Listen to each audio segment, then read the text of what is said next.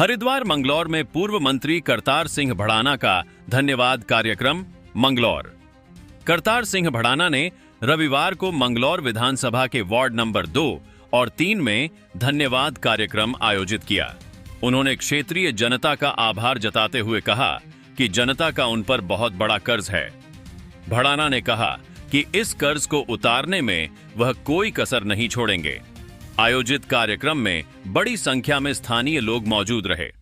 उन्होंने कहा कि उपचुनाव में जनता ने उन्हें बहुमूल्य वोट और अपार स्नेह दिया, जिसके लिए वह जीवन भर क्षेत्र की जनता के कर्जदार रहेंगे।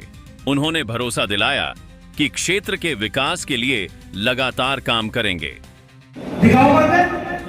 करना तो कुछ है नहीं भाई, ये तो है भाई का सभी करते हैं। तो गांव के ज्यादा मैं कहते हो मंत्री जी को इसी बात के लिए बहुत बहुत बधाई देता हूँ, शुभकामनाएं देता हूँ। और आप आए, आपका अभिनंदन, स्वागत, धन्यवाद, जय हिंद, जय भारत। पर 40,000 आदमी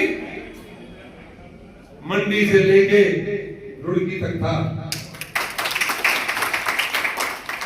वो प्यार में ही तो था, लेकिन वो कहते हैं ना, जब ऊपर वाला कुछ करना चाहता है तो कोई इस तरह की घटना हुई, क्योंकि किसी की बात कहनी अच्छी नहीं होती है। वो इस घटना ने मेरे टिकट को कटवा दिया, और वो भाषा जब बोली जाती थी, वो अब कभी कभी हमारे विधायक जी उस भाषा को बोलते हैं। क्योंकि जब वो मेरा टिकट कटा था, दिल्ली में जब मीटिंग हुई, मैं एक बात कहता था, लेकिन आज से वो बंद कर रहा हूं। क्योंकि जब भी मेरे से कोई भाई पूछते कि भाई तुम यहां क्यों आए, तो मैं वो मालिक की आवाज, परवरदिगार की आवाज को बोल देता था। लेकिन वो आवाज बहुत से लोगों को अच्छी नहीं लगती, क्योंकि मैं बोलता था मैं तो कर्जा चुकाने आया हूं, जन्म जन्म का कर्ज, कहां रहे, कहां खाया, किस किस का खाया, अब इस जन्म में पहचान तो नहीं है। लेकिन वो जानता है, ऊपर वाला को सब पता है कि मैंने किस किस का कर्ज चुकाना है और कहां कहां मैंने जाके। सच्ची बात यह है कि मैं कोई राजनीतिक का भूखा व्यक्ति नहीं हूं। सब तरह की राजनीति उस मालिक ने, उस कन्हैया ने, मैया ने, परवरदिगार ने जहां गए वहां सम्मान करके आए और सम्मान पाके आए, और जिसका लेना देना था वो चुका के आए। लेकिन मंगलौर में शायद बहुत से भाइयों को याद भी होगा, मैं साथ में आया था। और साथ में कैसे आया था, मेरे बाबा है, अब तो पूरा कर गए, तो वो कलियर शरीक आया करते थे।